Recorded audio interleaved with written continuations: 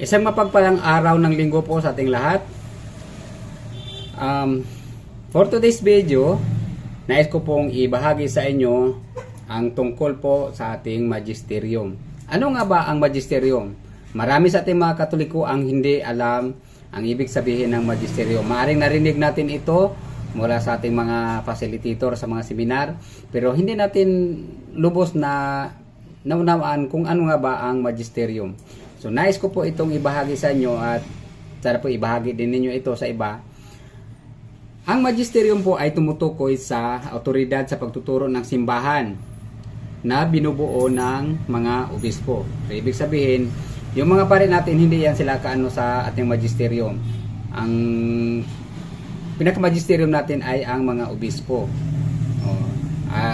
Pero may iba't iba tayo, pupunta tayo dyan, mayroon tayong iba't ibang antas ng magisterium. So ang magisterium, isa ito sa tatlong pinagmulan ng autoridad kasama ng banal na kasulatan at tradisyon. Mayroong iba't ibang uri at antas ng magisterium. So may iba't ibang level o may iba't ibang uri at level ang magisterium. Mayroon tayong ordinaryong magisterium, ordinary magisterium, conciliar magisterium, and pontifical magisterium. So, ano nga ba ang ibig sabihin ng ordinaryong magisterium? Ang ordinaryong magisterium, ito ay kapag ang obispo ng simbahan ay nagtuturo kung ano ang palaging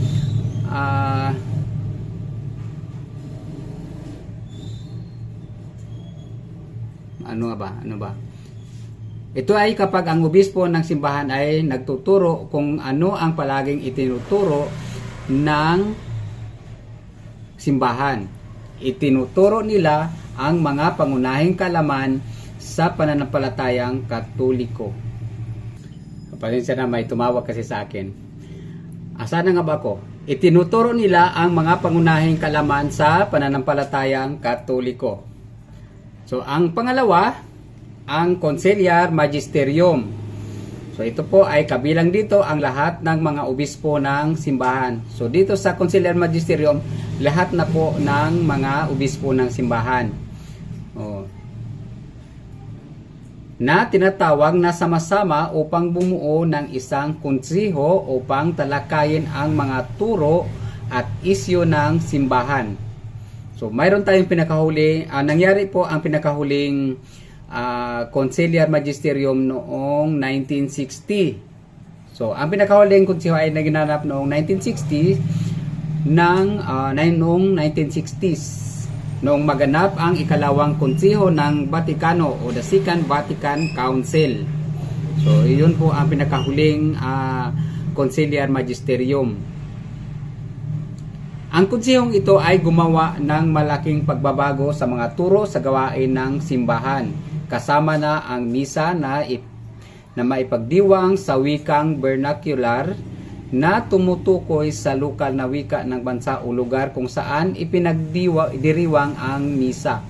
So, doon po nagsimula sa Second Vatican Council kung saan, kasi nung una kasi ang simbahan ay gamit lamang ang wikang Latin. So, hindi ko na naabutan ng wikang Latin kasi maybe naabutan ko na yun, pero wala pa, siguro ako, bata pa ako. Kapapanganak po pa siguro. Pero yun kasi ang pinaka wika ng simbahang Katoliko. Kasi tulad ng nasabi ko nung sa mga nakaraang video ko, ang tayo po ay napabilang sa, kasi may 6 na rights ang Catholic. So mayroon po tayong iba't ibang rights at tayo ay napabilang sa Latin rights o itong Roman Catholic Church. So, noong nakaraang Second Vatican Council, o yung pinakalas na conciliar magisterium, doon po nabago ang lahat. Kung saan pwede nang magsagawa ng misa gamit ang lokal na lingwahe. Halimbawa ngayon, mayroon na tayong Bisaya, mayroon ng Tagalog, mayroong English, mayroon kung ano-ano man na wika, maaring sa pinaka wika talaga kung saan tayo na bilong na mga tribo. So mayroon pang Ilonggo, mayroon tayong ano ba yung tawag doon, basta iba't ibang wika, dahil po yun sa Second Vatican Council, doon po yun na bago. And then sa last, ito yung pinakahuli o yung pinaka highest na magisterium, ang Pontifical Magisterium. Ito ay kapag ang isang papal infallible statement ay ginawa.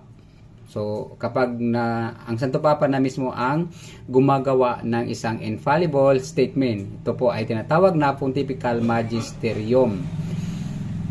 Bagamat ang Santo Papa lamang ang maaring gumawa ng isang walang kamaliang pahayag ng Papa, siya ay sumangguni sa mga obispo ng simbahan sa pamagitan ng pagdaraos ng mga talakayan bago pa man.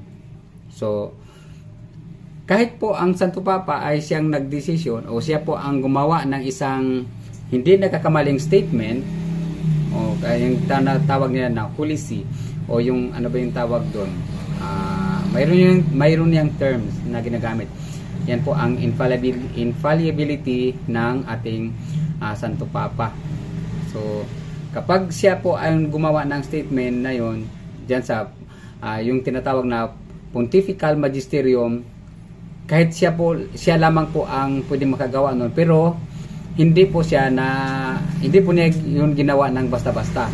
Siya po ay sumangguni pa rin sa mga obispo ng simbahan. So hindi po siya yung bang parang dahil ako ang pwedeng magdesisyon nito, ako lang, hindi na kayo kasama. Siya pa rin ay sumangguni pa rin sa mga obispo, sapagkat ang ating magisterium ay binubuo po yan ng College of Bishop and the Pope.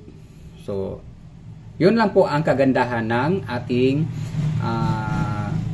simbahan. Kaya po hindi po nagkakamali ang ating simbahan sa pagtuturo, dahil po kumbaga yan sa ating bansa, sa Pilipinas, mayroon po tayong pwede natin yang ihambig. Basihan po natin ang ating fundamental ng ating bansa ng Pilipinas. Ang bansang Pilipinas ay mayroon po tayong tinatawag na mayroon po tayong mga taong mayroong nakatira dito sa Pilipinas. Ang mga taong ito ay mayroon po tayong sinusunod na mga tradisyon gaya ng kasi may iba't ibang uri ng tao sa Pilipinas, o may iba't ibang tribo. Kaya mayroon po tayong tinatawag na independent o tradisyon. Ang tradisyon ng Pilipinas ay ang independent, freedom of speech, freedom of expression, separation of state and church. Mayroon tayo dyan. So at iba pa na mga tradisyon pero ang tradisyon na ito ay kailangan nating i-preserve para sa future generation. So paano mangyari yan? Gumawa ang gobyerno ng Pilipinas ng konstitusyon, at yun po ay maano natin sa scripture. So doon natin maano na, at ang scripture o ang konstitusyon na yun, hindi naman yun nag-interpret ng kanyang sarili. Kailangan yun may isang mataas o hindi nagkamali na desisyon. Yun po ang tinatawag sa ating bansa ay ang Supreme Court. Siya po ang pinakahuli o pinakamataas na sandala ng kung ano man ang hindi natin naintindihan sa Constitution. Ang pinakahuling desisyon dyan ay ang Supreme Court. Yun po sa atin ay ang Magisterium. So yun po ang kagandahan ng ating simbahan. Pinaka-organisado po ang ating simbahan, kaya po hindi po ito nagkakamali, sapagkat ang pinaka-desisyon ay pinagpupulungan po yan sa pamagitan ng Santo Papa at ng mga obispo. So yun lamang po, sana po ay may natutunan kayo sa araw na ito, at ibahagi nyo rin sa iba kung ano man ang inyong natutunan sa araw na ito. Yun lamang po. Maraming salamat. Follow more.